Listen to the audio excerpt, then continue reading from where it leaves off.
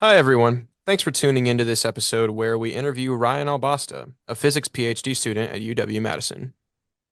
The interview was recorded prior to episode 5 due to us wanting to cater to his availability and wanting to avoid a conflict due to the holidays, as we will be releasing this episode on December 22nd.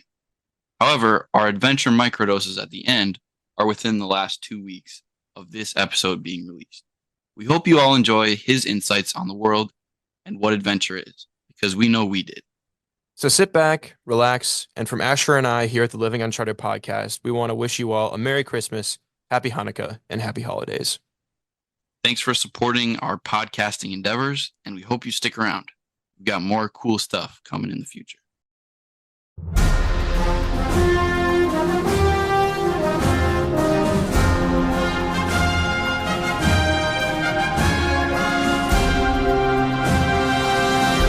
Hi, this is Seth Harper, And I'm Asher Callio. and you're listening to the Living Uncharted podcast.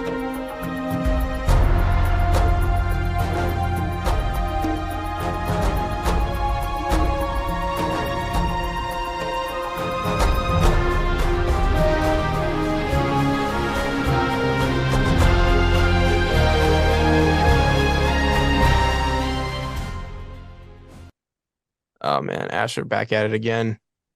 Another one. I feel like Another one.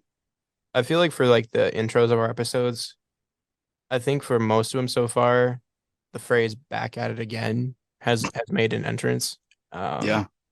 I think we've got to come up with a more unique subject line for the introduction of our podcast. Yeah, because I think for the first couple episodes, both of us were surprised that we were doing another one. And that's no longer the case. No, dude, you're right. You're right. That is a perfect explanation for that. It's just No, week in, week out, baby. well, 2 weeks in, 2 weeks out. No, All right. close enough. We'll get there. We'll get there eventually. So yeah, thanks for listening to this latest episode of the Living Uncharted podcast. We've got our next guest on the episode today. He's pretty cool. I don't know. I guess a quick summary would be he's a PhD student, which for all I care means pretty hype dude. Um, yeah, that was him in the background. So yeah, Our well, first PhD student guest. yeah, you're right. That's big honor. We'll have to throw in an applause sound drop there. But yeah, so like we did with our first guest, we'll start off with a brag sheet about this person, and then we'll get into the interview. So I'll be covering the brag sheet for this one. This person got their undergrad degree in physics with a minor in electrical engineering from Texas A&M, also known as the college home of Johnny Manziel, which that could be either a good thing or a bad thing, depending on how you look at it. Ryan, is it true that everything is bigger in Texas?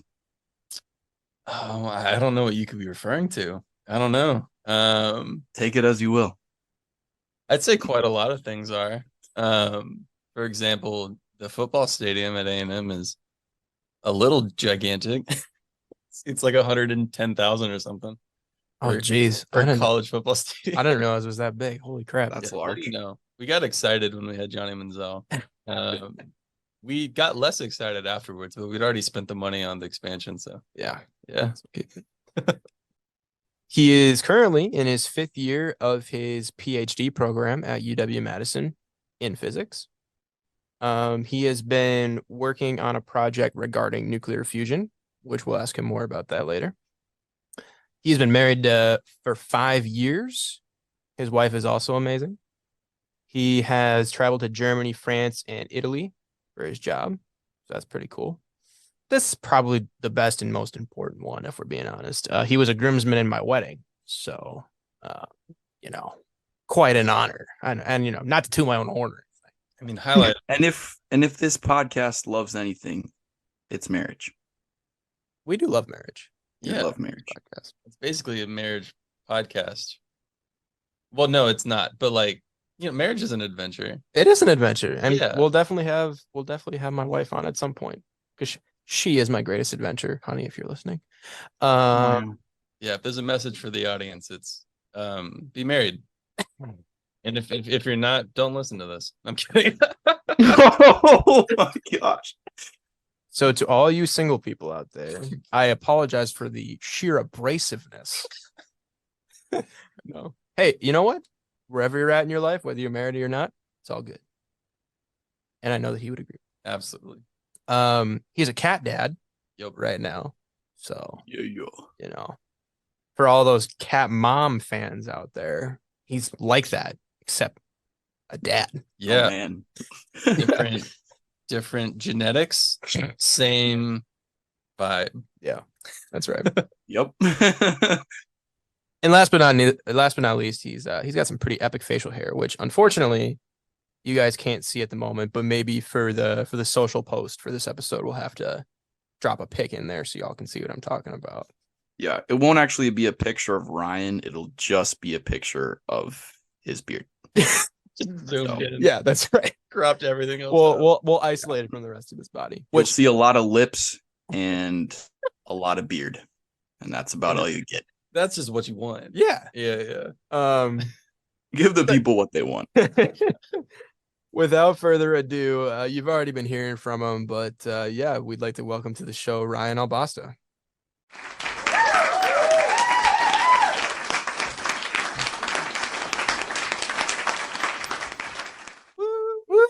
Yeah. Woo. No, good to be here. This is fun. Been telling me about this podcast for a while. I was honored to be asked to be on it. I've never been on a podcast. And I hear if you do something specific enough, you can be the first at a lot of things. So Yeah. it's the first PhD student on here. I don't know if that's an achievement, but it's certainly specific. I mean, First male guest also. yeah, the first male guest. There you go. I worked really hard for that one. So. Boom. Oh man. Yeah. So yeah, Ryan's pretty cool. I met Ryan a couple years ago now. Maybe 2 years ago. I don't know, something like that. We met through our church's Bible study, and I don't know, I feel like we hit it off right away. Yeah. I don't know. It's gonna sound weird, but you're kind of similar to my wife. Which is just the personality type that I get along with, It's What do you mean by that, Ryan?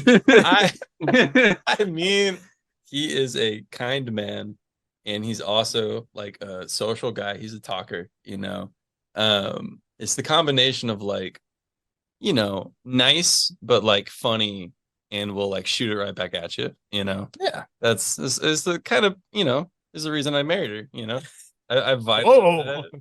Hold on. I vibe with that personality.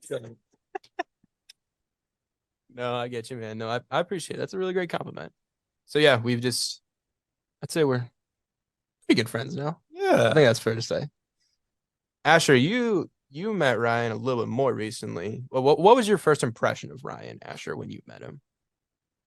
Man, first impressions are very weird because I feel like I try not to be, but I'm actually a very like judgmental person on like first. At least you're honest. No. Like a first vibe off of someone. And I'm really interested to see how you brutally judged Ryan. I'm looking forward to it. I guess I just kind of like he kind of seemed like a nerd to me, which is like spot on. It makes sense because you're very smart. Yeah, yeah, he is. But yeah, that was kind of my first impression, and I'm really glad that I didn't just like stop there because there's like way more to you than that. You're a kind man. I was waiting for like, I was confused why this old man was hanging out with a bunch of undergrads on a bachelor party. No. It hasn't been said. I'm like 27. And well, you just offended all the 50-year-olds out there. So That yeah. If you're older than 27 in the audience, I meant no offense. I'm sorry. If you're older than 27, you are ancient. But no, it was me and a bunch of guys your age at the bachelor party, which was a great time. That's a great time. Y'all are fun. I thought you, like, in the best way possible, you really fit in with our group. Y'all are an accepting group. It's not too hard, but I had a great time. It was fun, and I always forget that Seth is younger than me. Other than the fact that we had lots of conversations about the fact that he was like gonna get married, and I was like, oh yeah, that was a while ago for me. But other than Right. that, I don't know. You guys are mature. Like, Well, and I know that for a while when we were first, starting to become friends, I know you'd always ask me out, see if I want to go for a beer or something, and I'd be like, forget. bro, I'm 19, You selling alcohol to minors over here? I am a child, Ryan. Yeah, no, but That's what he sounded like too. It was weird. wow. His voice has really changed. Oh my gosh. Yeah, I was a late bloomer, Button guys. deep. Didn't know. Oh man, this is gonna be a good podcast. Sure. It's gonna be a good episode, people. Strap in. All right, get ready. Ryan, right off the bat, we kind of wanted to ask you, we started with your brag sheet, but what else do you want the listeners to know about you? We gave our perspective of the highlight reel. So yeah, we kind of just wanted to open it up to you. Is there anything else to your personality besides cat dad? I mean, not much, but like, I would say, like, I've always liked science. I've always, been a nerd. I also have always really liked music. I play a couple instruments. I used to like write terrible songs with my friend when I was growing up. He's in a band now and doing stuff, but took slightly different paths. But I don't know. Like, I think the stereotype about scientists is like emotionless, and I think a lot of life is figuring out your emotions and how you see the world, and like there's something really beautiful about music and getting to describe experiences that everyone's had in a way that resonates with them, like in a way that they couldn't think of themselves, that I really like about music. I always like the lyrics and songs. Yeah, I'd say a musician. I like music. I think art is really important to like the human experience. So science is cool, but it's a tool, at the end of the day, we're just people. Yeah, sure. I think that's a really an interesting part of life, and I think it can be tempting, like as a young man, to kind of go like, all right, I'm gonna be a man.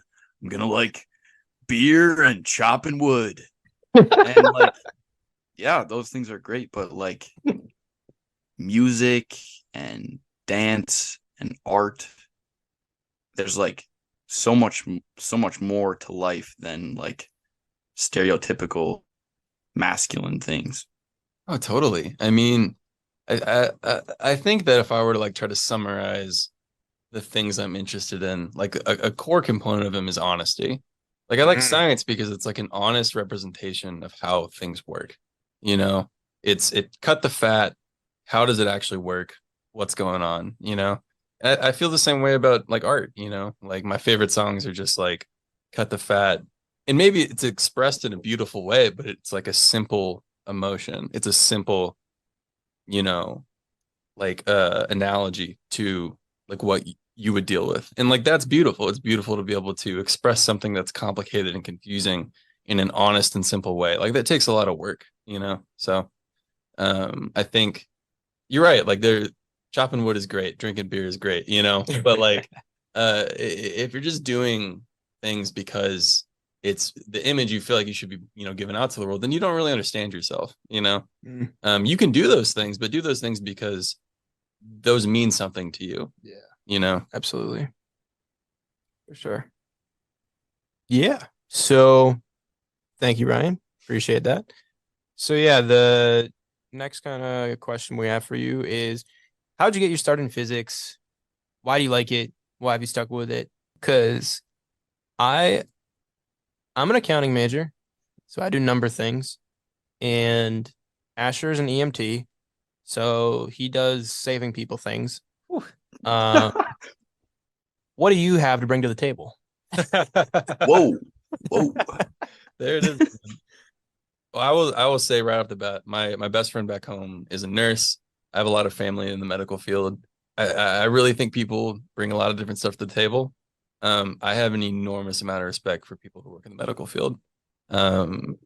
Asher, honestly, like it's an amazing job. The kind of responsibility that you have as a profession is insane to me. Like, it's like, it's an hourly job. You clock in, clock out, but like people's lives are on the line.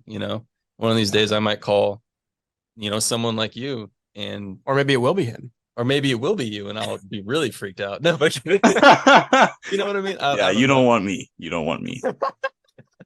Well, we just, compartmentalize things into work and not work. But like, yeah, the people I know who work in the medical field, like it's a part of their life.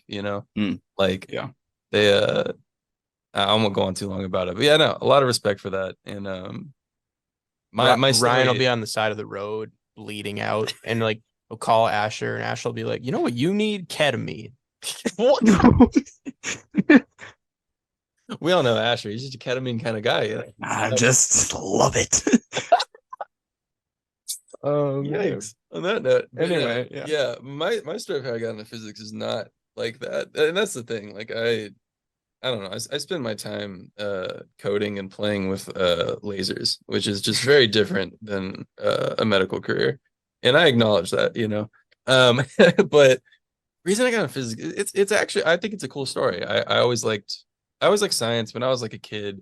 My dad's a chemical engineer, but he likes science for the sake of science too.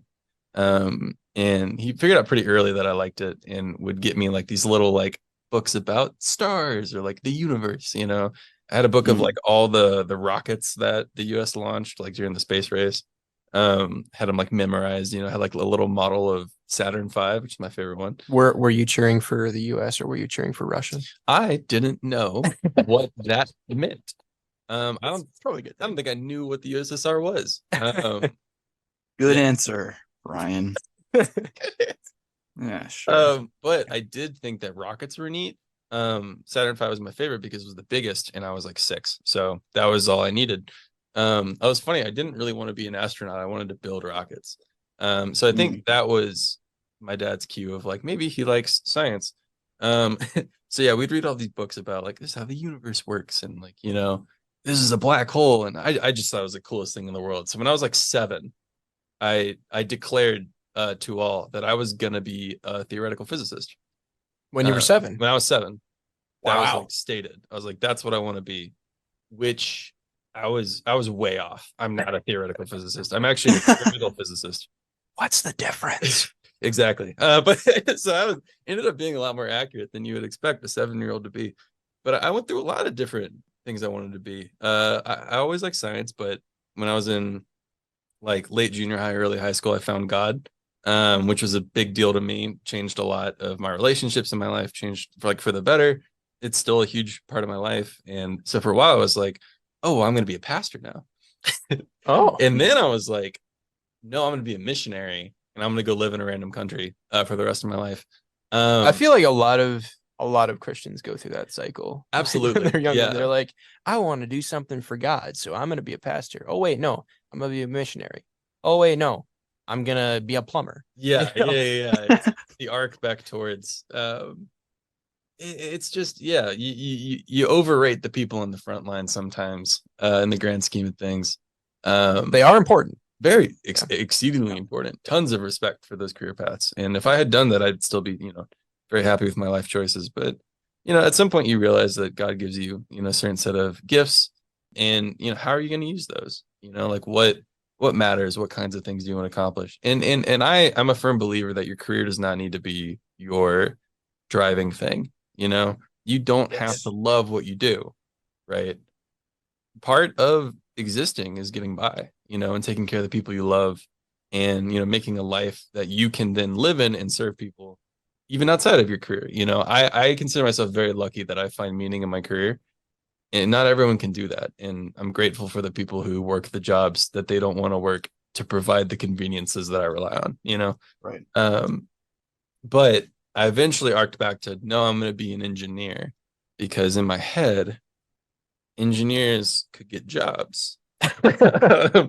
And physicists probably couldn't. So that was my mentality when I was going to go into college. And I actually started out as an engineer. I started as an electrical engineer, and I kept looking at all the physics courses and being like, I really want to take that. That looks really cool. I wonder if I could just like sit in on it. And the number of courses I wanted to do that for kept getting larger. And I was like, I'm going to audit quantum mechanics. I'm going to audit general relativity. And eventually, I think it was my dad was like, why are you doing this? Like, it's like, you only want to take physics courses.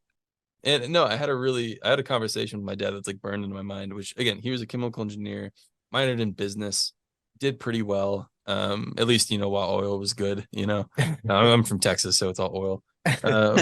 But so, worked at an oil company, did, day in, day out, just did the kind of corporate grind.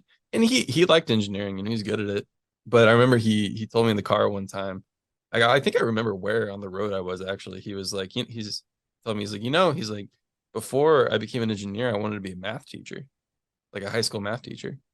And he was like, and I've liked my job. I think we would, have a much harder time financially. If I had done that, like our life would have looked different. We probably live in a different spot. I just lived in the suburbs, but he was like, but if I could go back, I'd probably be a math teacher. And I was like, really? Wow. He's like, yeah. He's like, I enjoy it. I still enjoy it. I mean, I think he did some tutoring, like for fun, just like as a grown man, just like went and did like a side hustle as a tutor for like junior high kids, and it was just like, hey, like, it's not the end of the world if you do something that you don't love, but if you get the chance to, and it's feasible, maybe give it a shot, and that really meant a lot to me. And so I after my first semester, I switched to physics. It's actually kind of nice that you're able to make that realization relatively early on in your college career. Yes, I was very lucky to be able to do that. Thankfully, like the first, couple bit, or sorry, moving around. First like semester 2 for engineering and physics looked pretty similar. So it wasn't a problem at all. It didn't delay my graduation or anything. In fact, like a lot of people would get into physics and then switch to engineering because they didn't like make it into the college initially. So I was one of the few going the other direction, which they laughed at me for. But no, but it's good. So that's kind of how I got into it. I didn't know exactly what I wanted to do with physics. When I was a kid, I liked stars, but I came to realize pretty quickly that astrophysics is just like looking at really grainy photos of galaxies for your entire life, which I didn't super want to do. Shout out to the people that want to do that. Seriously, man. I mean, people always ask me, like, why do you do what you want to do? Often, immediately following, man, I hated physics when I was in school. Hey, look, if no one liked it, it wouldn't exist. So I'm a statistical inevitability. Someone has to like it. Yep. So, Many people would say that about accounting. So, yes. I feel you. Very true. But yeah, that's how I got into it. And then decided to do PhD. There's a whole nother thing, but I'm sure that'll come up when we talk about my job. So. I feel like, kind of circling back to like that story you told about your dad, I feel like Mr. Albosta Sr. needs a shout out, like that he saw that in you as like a young kid. He was like in your life enough to realize like, oh, this kid has something that he is interested in. Let's like do a little bit of work to see if it could be something.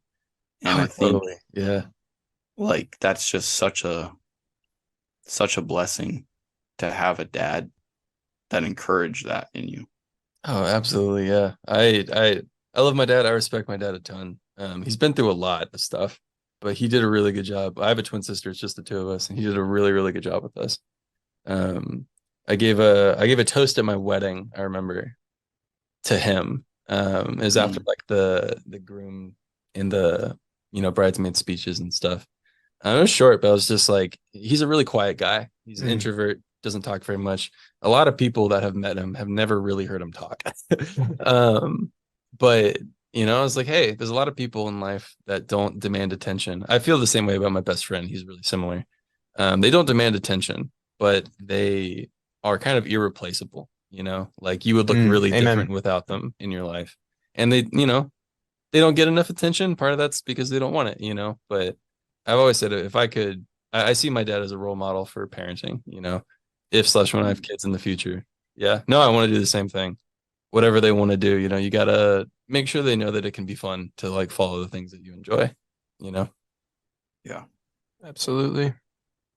All right. Yeah. To kind of follow up on that. So you are in a PhD program now. So congratulations. That's pretty epic. I don't know about epic, but yeah, it's where I'm at. I think it's pretty cool, personally. Yeah, I think it's cool. So I know, correct me if I'm wrong, but I believe that you work a lot on nuclear fusion. Mhm. Can you explain to our audience what that is and why we should care about it? Yes, I can do that. So we're gonna do this with a couple steps explaining what's going on here. So when you put gasoline in your car, what happens is you've got the gas or the gasoline, and then you inject it into a little tube with some oxygen and you heat it up, and then it burns and you get heat from it. And that energy is stored in the chemical bonds in the gasoline, and then you use that to push your car forward. A lot of people are more familiar with like fission, like uranium kind of stuff. And a lot of us in school, maybe at some point, know that the way that works, instead of the energy being in chemical bonds, the energy is stored in the nucleus, like the core of the atom. So you have like your uranium atom. It's got a bunch of protons and neutrons in the middle. And what happens is you split the atom. A lot of y'all probably saw Oppenheimer recently. That's what's going on there. We know pop culture. Yeah. Super up on it. I still haven't seen it. Neither have I, but that's okay. Keep going. But yeah, so you take uranium, or just any heavy element, and you split it, and that actually releases a bunch of energy. Now, what a lot of people don't know is that the reason it releases energy is because the most stable, like the lowest energy element, is iron, which is kind of smack dab in the middle of the periodic table. So if there's any element that's heavier than iron, that's further down the table, if you make it smaller, like you split it into pieces, it releases energy. But on the other side of things, if they're like lighter elements, if you combine them, it releases energy. So Fuse them. Anything getting closer to iron in mass, in terms of like an atom combining with another atom or an atom splitting, gives off energy. And it's a lot of energy. It's like thousands, if not millions of times more energy than a chemical reaction would do. Nuclear reactions are much stronger, which is why atomic bombs work, because you have a small amount of uranium and it makes a very big explosion. So if you go on the other side of it, and you take really light elements like hydrogen, which is the lightest element, and you say like take one hydrogen, another hydrogen, and get them to stick together and form helium, that releases a bunch of energy. That's actually how the sun works. So the sun is mostly hydrogen. It's a giant ball of really hot hydrogen. And at the core of the sun, it's really dense. There's a lot of pressure and it's super hot. And there's enough energy to where some of the hydrogens, when they run into each other at really high speeds, have enough energy to stick together. And once they stick together, they release more energy. So near the core of the sun, you have a bunch of hydrogen slowly turning into helium. And that's what powers the entire sun. That's where all of its energy comes from. Wow. Which is cool, right? And kind of we inadvertently rely on that for everything, for all life on Earth. Like, I mean, all of our energy comes from light for the most part from the sun. That's how plants grow. That's we eat the plants, Also, so that we just like can exist at a good living temperature. Yes, don't freeze to death. That's important too. So inadvertently, the Earth is already fusion powered, pretty much everything on it. Now, thinking about what you needed to make fusion happen was the core of a star, right? So very hot and very dense. A lot of pressure from the sun. It's from gravity pushing the hydrogen together so it's close together, and then it also being very hot.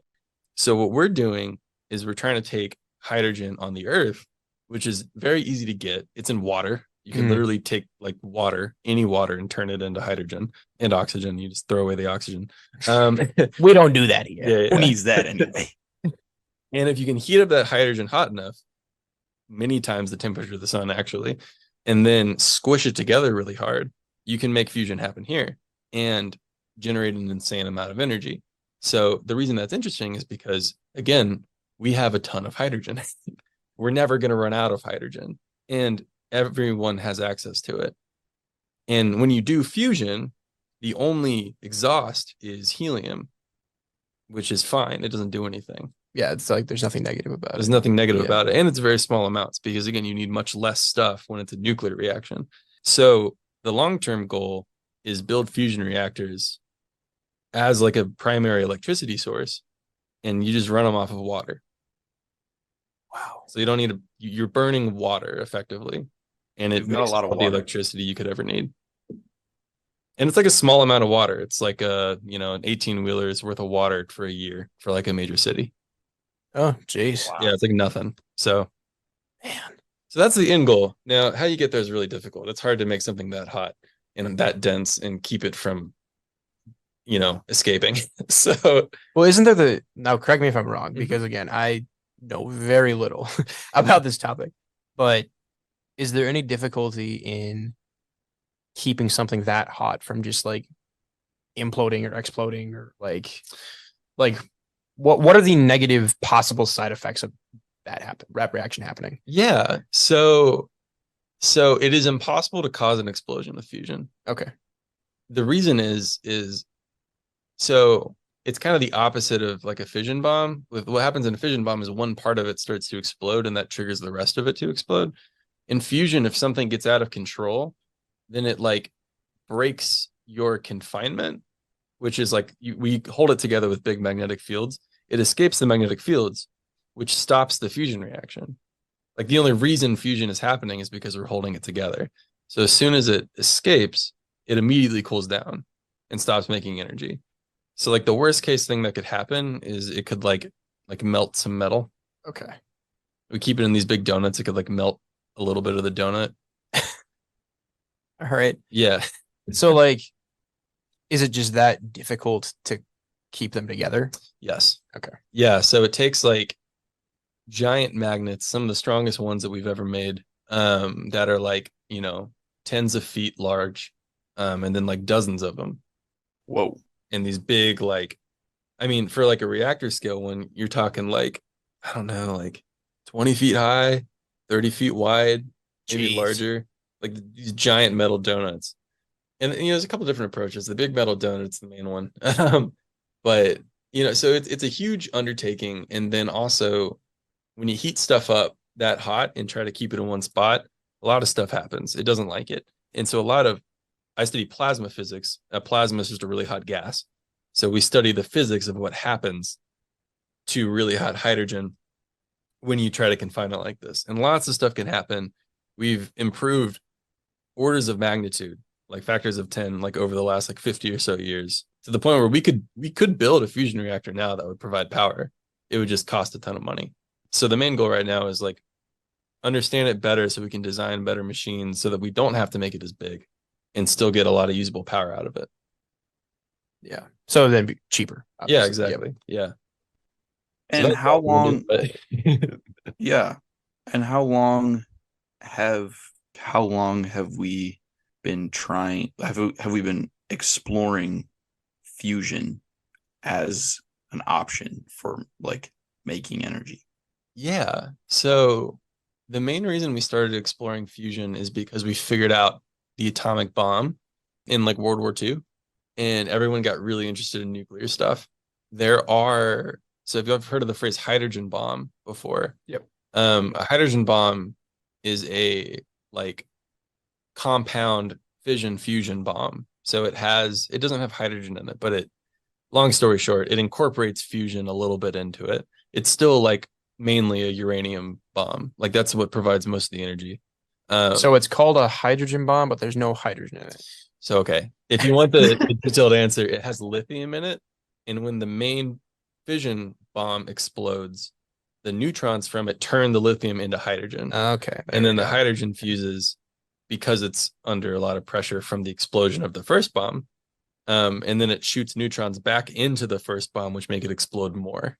That's how it works. Man, We're talking about bombception. Bombs, yeah, no, they're called this, stage bombs. So like there's a small bomb that triggers a big bomb that excites the initial bomb. Wow. And I think maybe the thing that made them so interested in it is when they first conceptualized this. Have y'all ever heard of Bikini Atoll? I'm familiar with honest, the first part of that. yes. So Bikini Atoll is an island in like the Polynesia area, and post World War II, during the Cold War, the U.S. Set off a bomb there called Castle Bravo, and it was one of the first large H-bomb experiments. And their math was wrong, and the explosion was like 10 plus times larger. I might be getting the numbers a little bit off, but it was much larger than they thought it would be. You still can't go there. Like it's like from the radiation. Yeah. Oh my gosh. Like there's video of it you can look up of like the initial explosion, and it's insane. It's probably the first example of like a I like to call them like an bleep bomb, where it's like, oh man, like we didn't know people could do this, kind of experiences.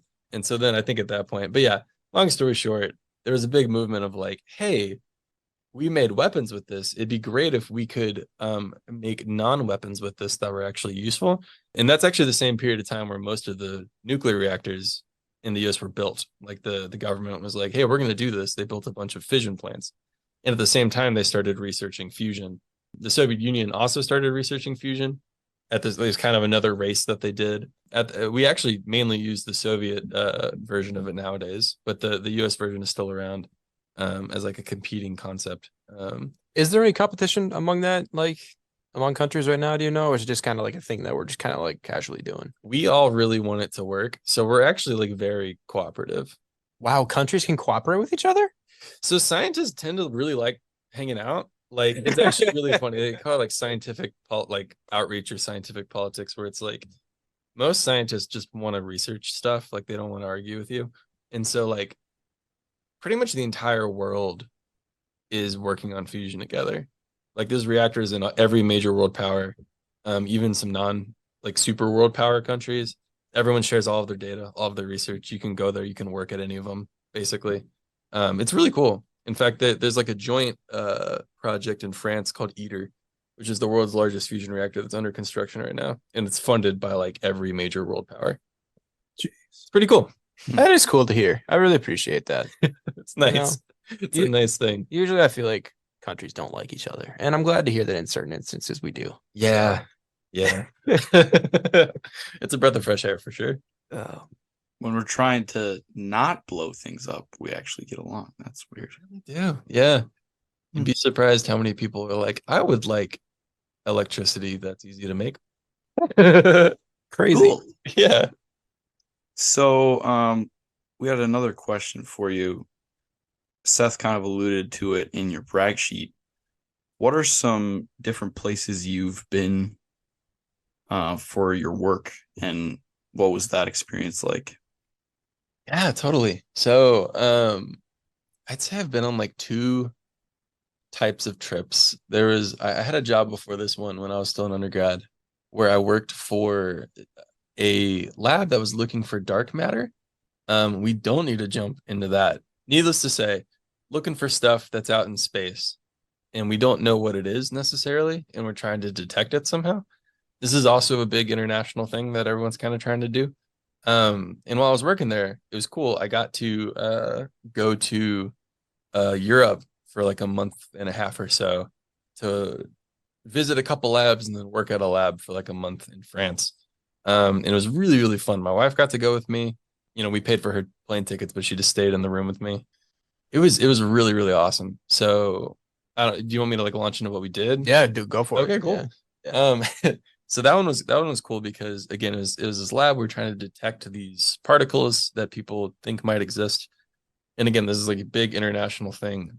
So I went to Germany first, stayed in Munich. It was beautiful. I love the city. Maybe beautiful is the wrong word. It was nice. Like it. I think Yeah. going to Germany is one of the least culture shock things you can do from the U.S. The Hmm. cities feel Like even less than the UK. maybe so. I don't know. UK is probably also pretty similar. Sure. Germany's just like a lot of open land, good beer. It's just like a city. Amen. But it's built like American cities almost, where it's like an American city with good public transportation. That's like the main difference. But like the food's Are great. you implying that American cities don't have good public transportation? I Don't you dare. I would never, if my FBI agent is listening. No, it was Ryan's definitely not in witness protection right now. no, and my name's Ryan for sure. Yeah. It's been like a week and a half in Munich, and there was like this kind of joint lab for dark matter research. They invited a bunch of like younger researchers there to do like a kind of like a summer camp type thing where they taught us like different like codes that they use, and also talked about all the different projects going on.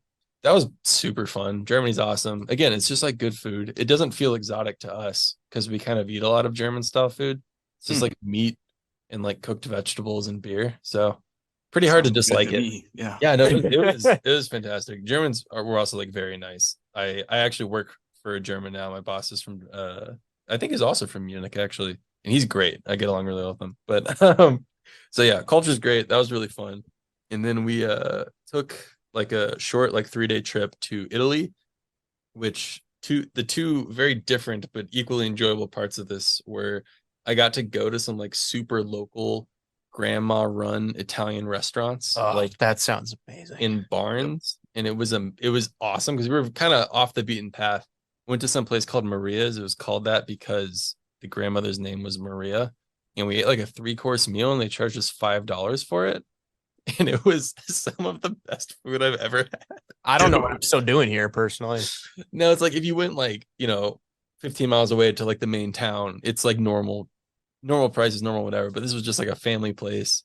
No one spoke English. They had to like go get a relative to take our order. They like grew all the tomatoes in the backyard. Like it was awesome. That's amazing. Yeah, really fun, like little local. It was I think it's called Gran Sasso, was like the nearest town.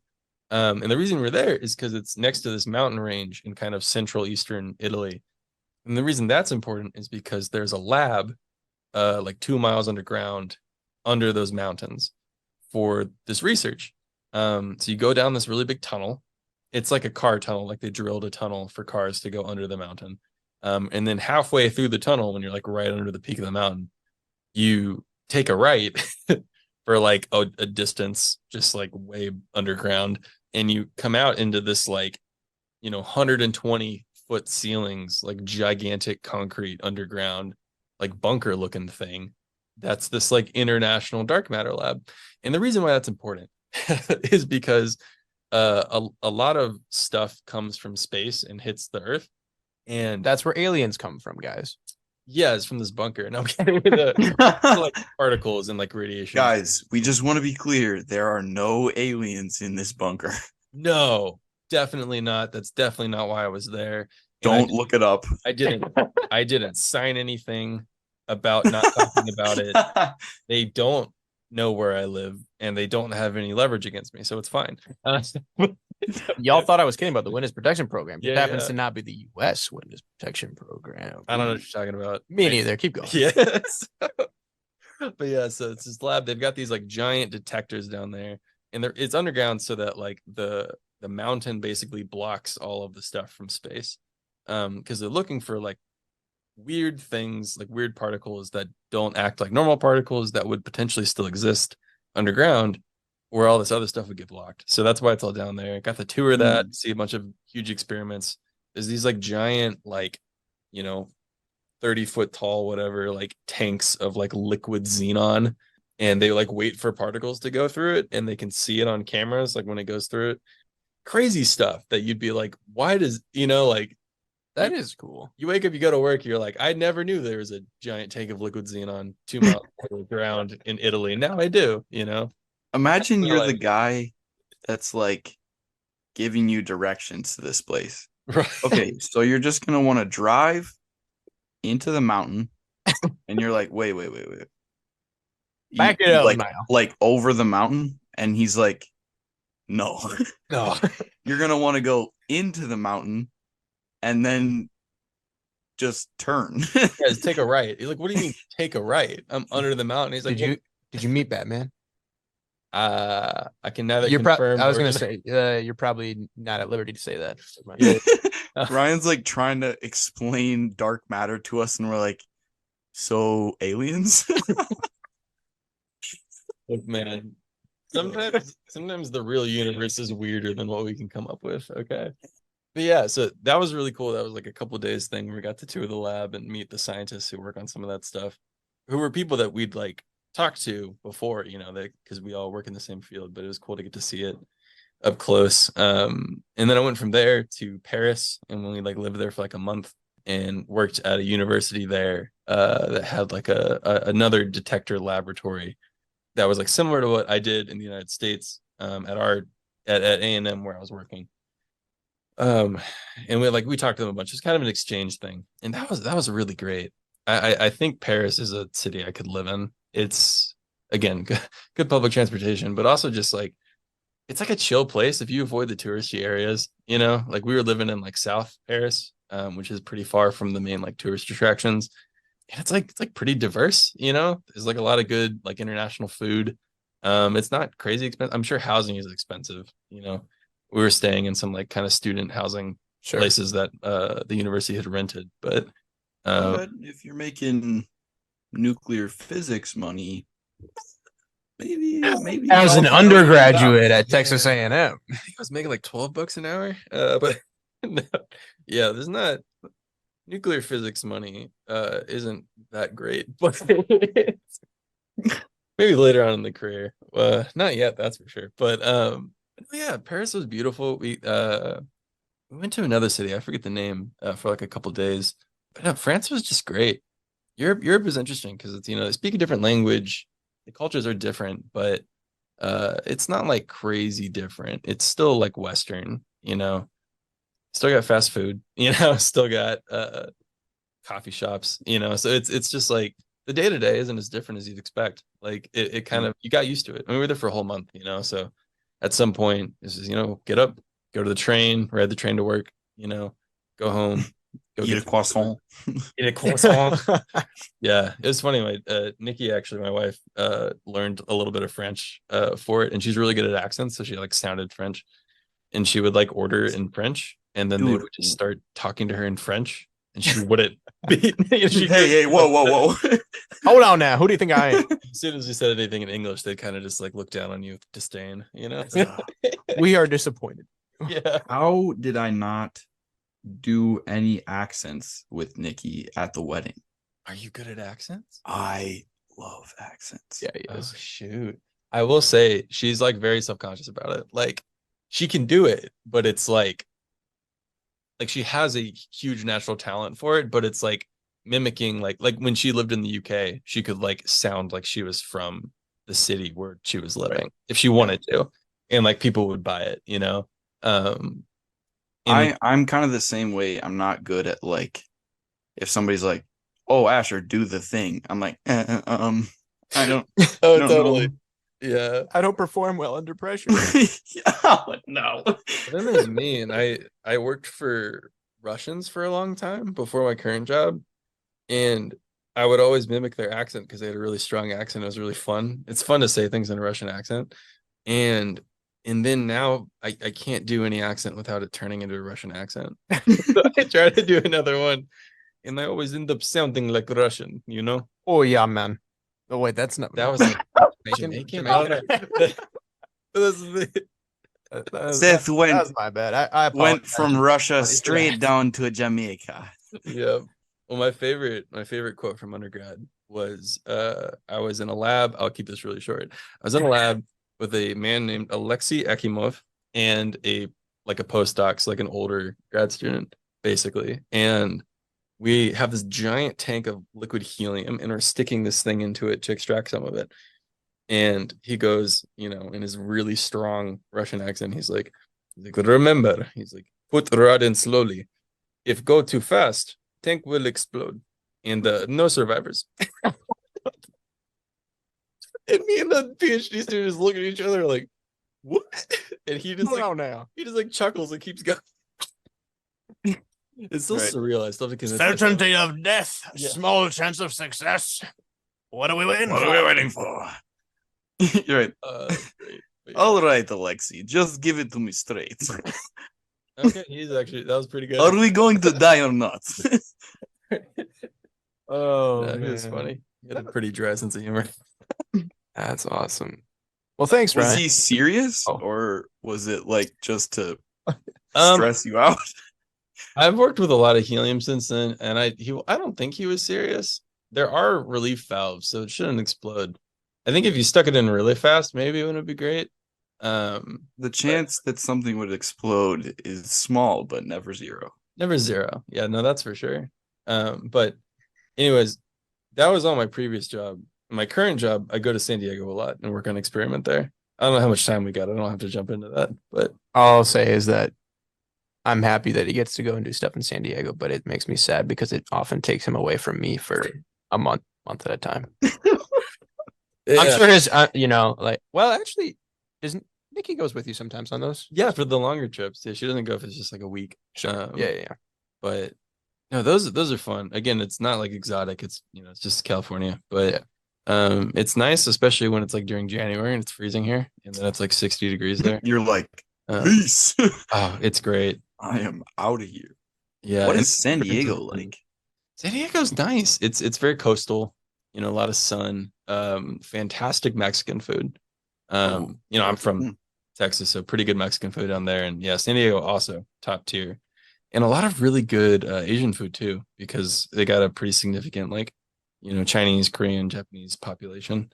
And then the work there was really fun. This is, obviously the most like complicated science I've gotten to do is now because I'm deep into in education. But I think that the cool part of that was actually getting to work on a giant donut, like a fusion donut.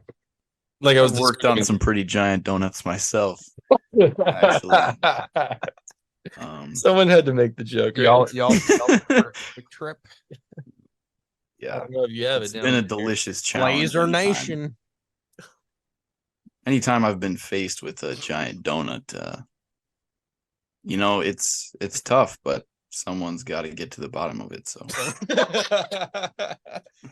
Oh, really just providing a service. that's right. Well, yeah. Thanks, Ryan, for giving us a little bit of detail on that. I wanted to do this. I want to give a shout out to Nikki real quick because she is also in the accounting field. And so shout out to her. That's pretty great. Hashtag best and possibly most boring profession out there. So. No, it's actually pretty fun. You got to have a special love of spreadsheets. Dude, absolutely. And she does, and so do you. And if you didn't have that, I'd be like, you're in the wrong profession. That's right. You know what I like to say about accountants? We like to spread sheets both during the day and at night. So, oh my gosh, have you seen that shirt? That's like, that one took me a sec. Ryan's still recovering. Someone made a shirt that's like freak in the sheets, but it's like a Google spreadsheet like logo. If any of y'all are wondering what to get me for Christmas, Boom. That's man. good. That's good. Oh yeah. Well, yeah. Last little question here. This is a question that we want to ask all our guests. So, Ryan, if you were to define what living an adventurous life means for you, what would you say? That's a good one. I'm glad I got briefed on this question before I came on because it's a hard one. Because adventure means a lot of different things to people. I think it's funny. I would consider myself more of a homebody. I'm not a huge traveler. Like I have traveled a lot, but not because I've really sought it out, if that makes sense. But I think like to me, adventure is doing or experiencing or understanding something new. And I've gone on trips before that I wouldn't call an adventure because I didn't really change. I didn't really understand anything new. I didn't really, and I think like kind of a shallow, like, what does that mean? Is the whole, like, people say like, go on a trip and like, don't be a tourist, you know? They say like, go on a trip, but like, get to know the culture, like do things a little off the beaten path, don't just go take a picture by the waterfall. Don't just go to like the, tourist trap restaurant, like try to get out and do something a little more local. Go to Maria's. Go to Maria's in Gran Sasso, Italy. Yeah. Yeah, but I think the reason why people say that is because we have this kind of innate, like, I want to experience something that I didn't foresee. I want to change, not necessarily like who I am, but how I see things. I want to experience something that I couldn't have just come up with myself. You go to a new country and you're like, oh, I'm gonna try new food. And you might have read about it, but you've never tasted it. Like you go to there's this famous line from Good Will Hunting, that's one of my favorite movies, where the therapist is talking to Will, and he's like, you've read about the Sistine Chapel, but you've never been there, you've never smelled the paint, you've never seen, just like the brush strokes yourself, you've read about love, potions. You've read about love poems. You could quote me Shakespeare, but you've never cared about someone enough to suffer with them. It's this beautiful line where it's like, about these things, but you've never been them, you've never done them. And I think adventure is being and doing the things, but I think, like, learning a new instrument is an adventure, getting into a new type of music is an adventure, reading new literature that you've never gotten into before, like, is an adventure, because it's like you're gaining a new perspective on something. And I think traveling can really do that for you, but it's also easy to travel and not change anything about yourself, because the one thing that stays with you when you're done with the trip is you. Yeah. And so if you go on the trip and you come back and you're not different, then why did the trip happen? You've got some, like, a couple memories of it, but like, how did that affect you? Did that change how you look at things? Like, and I try to think about stuff in that perspective. Over my life, I've learned about. I like learning about stuff. I mean, I'm still in school, so but it's like I've learned about a lot of different things. My perspective on a lot of things has evolved enormously, and it's been fun. Like, it's felt adventurous, and it's scary sometimes. Like, it's scary to question things that you've always thought. It's scary to leave, the well-lit tourist trap and go off into, the nearby areas of a place you're visiting, and you shouldn't just always do that, but you get to see what life is actually like for other people, and you get to put yourself in their shoes, and you get to understand the world a bit better. And I think that's adventure. And I think at the end of your life, you should know more about what other people are doing and going through and living and thinking than you did before. Like, if you live in the same bubble, and I'm not just talking like physically, I'm talking like mentally, and the kinds of things that you think about, and the way that you see events or relationships, the way you see yourself. Like, do you understand yourself? If those things don't evolve over time, you're not being adventurous. You're not pushing yourself. You can take all the vacations you want, and if you look the same at the end of every year as you did the previous year, that's not that adventurous. I like that.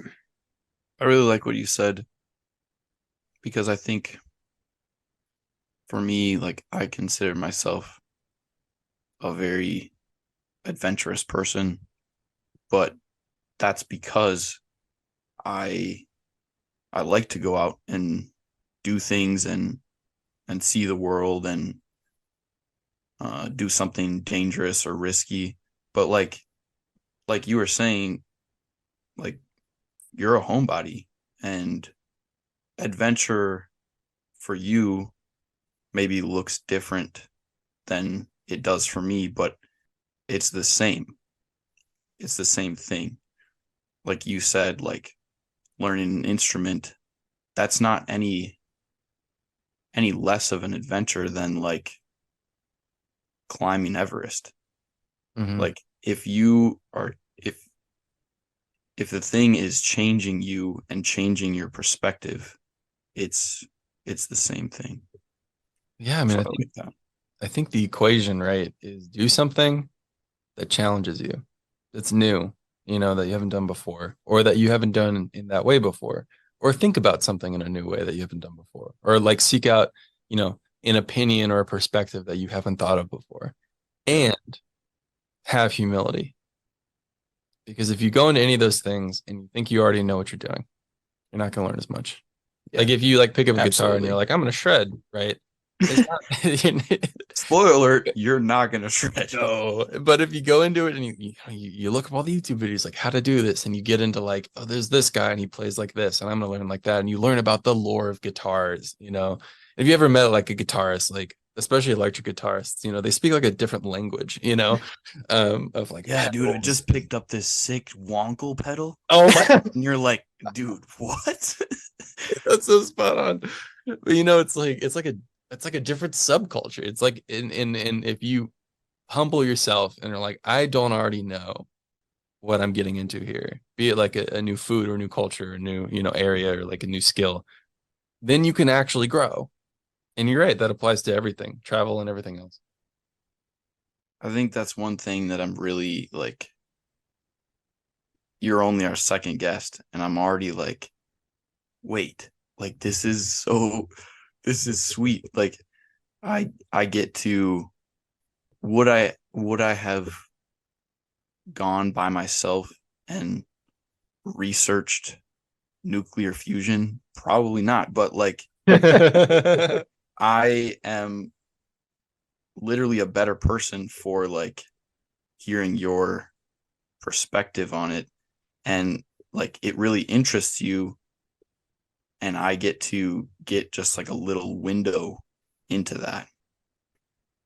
Absolutely. So yeah, thanks a lot for giving us a peek at your life and your passion. This is really fun. I really appreciate being invited on. I mean, again, everyone looks so different and everyone's life is so different. And like most of the time, like you're not center stage, and like people don't need to listen to you. People don't need to listen to me, like Mm-hmm. so it's fun to have an opportunity to be like, this is my experience, and everyone, take it with a grain of salt. I'm just one guy, but this has been really fun. I like what y'all are doing. I think it's so cool to have a bunch of different perspectives, y'all's included, like just in one spot about adventure, because I think everyone wants that, Yeah. everyone wants adventure and it means something different to everybody, but y'all are capturing a lot of different angles of it, so this has been fun. Absolutely. All right, and now it's time for this week's adventure microdose. Here we go. Oh yeah, Asher, you want to kick us off? Sure. I never start, I feel like. Change of pace. But I've got it on lock. This Let's one do is it. pretty sweet. I am so At some point, you guys are probably gonna get sick of hearing about Shay and I's exploits, but hopefully it's not this week because we had quite a microdose of adventure. Let's see. wait and see what kind of illegal trespassing they did this time. Hey, there was no sign this time, so listen. No, so this time, set the scene for you just a little bit.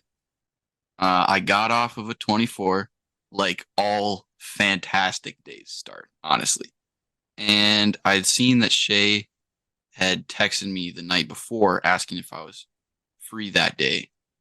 So I called him on my way, because there's kind of a point where I'm coming home where I can decide to go to Appleton, which is like pretty close to where Shay lives, or to Oshkosh. So I was about to hit the Appleton exit, and I just took that way. I was like, if Shay doesn't want to hang out, I can do something in Appleton on my own. But he did. So we met in Appleton for breakfast, and then we went to Fast. got a little brekkie in our tummies, and we went to this park. I don't remember what it's called. Wow. um, The founder is very offended right now. yeah, he probably is, but He's also probably dead. So probably very dead. And it does keep me and it keeps Shay and I a little safer. If we don't actually say the name. But anyway, so we were in the park and we got to this bridge. There was a column, kind of a support column for the bridge. And on the outside of this column, there were stones that were kind of set like bricks with some really good hand and footholds. So I climbed up there. Um, that was pretty cool. And then came back down and we kept going through the park, got to this creek and followed the creek for a little bit and then found this entrance to like a tunnel. ooh. It was pretty sweet. Secret tunnel. Yeah. It was pretty secret because the tunnel was like barred. So we were like, Yeah, that doesn't mean no trespassing.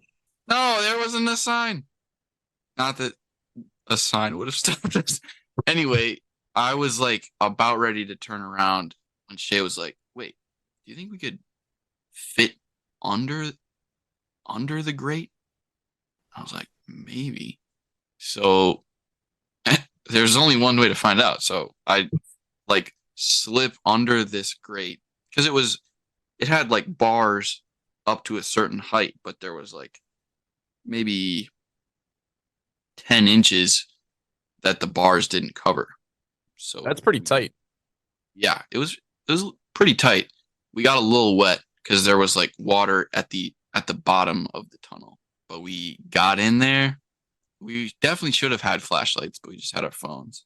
And we just walked through this tunnel. It was maybe like 4 feet tall, just like a rainwater Yeah, I was gonna tunnel. say, was it like a part of like an old sewer system or It something? wasn't sewer, thank the Lord, Okay. because it didn't smell.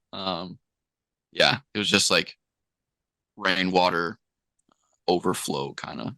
So we meandered through there for a little bit. We sang some harmonies to some songs, and As that you do. sounded sweet. It just echoes in there. So cool. Took some pictures in the like really low light down there, and vowed to return with rubber boots so we could keep going through. Nice. Yeah.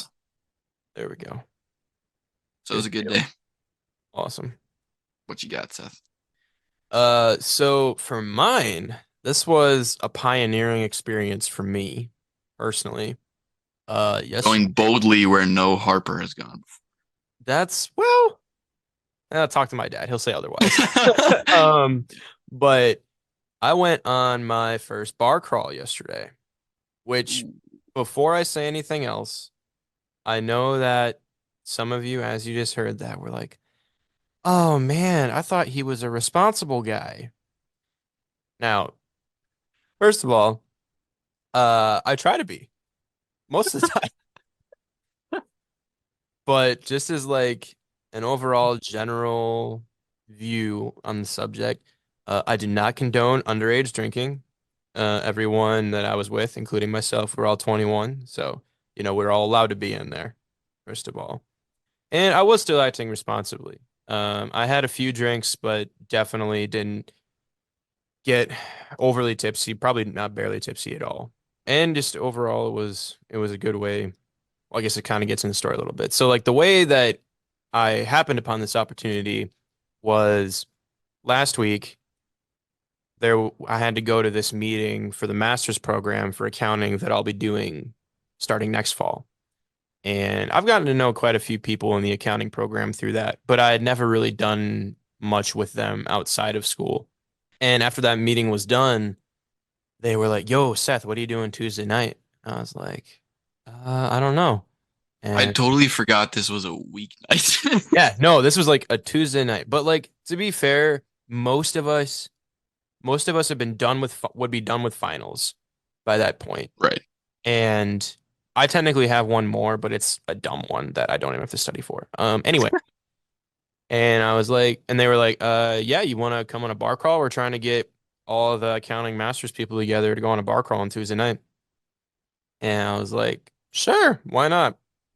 And so I went, and it turns out that I was actually the first one there to the first bar that we said we were going to be going to. And so got a drink, which bars we were at, I honestly I could have drank a lot more than I did because everything on tap, like $2, which is Dang. awesome. So I had a beer, and then people gradually started to Because show he's a up. man. That's right. Spotted Cow all the way. Shout out to Spotted Cow. Hey, New Glarus, if you want to sponsor Here us, come the shout outs. hit us up. All right. Also, really any beer company. Sure.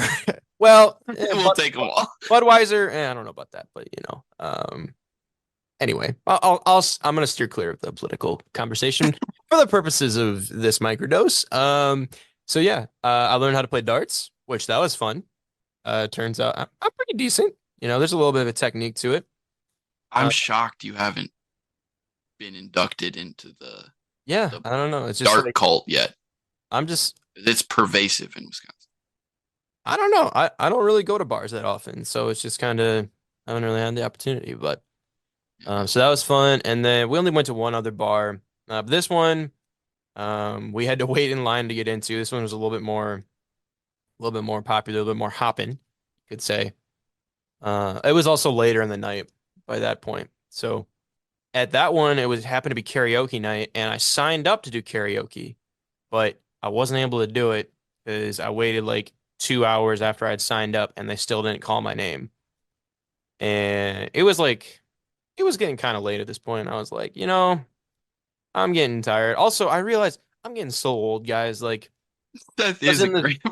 I was in this If you bar. hadn't mentioned that, I was gonna say that. Well, like, I was in this bar, and like, me and this other guy, we're both seniors, we're complaining about how loud it is. All these young kids in here wanting to, you can't. Yeah, I know. Us old guys just want to enjoy a quiet drink and It was a little tough, to be honest. But talk with our associates. yeah. But no, overall, it was good.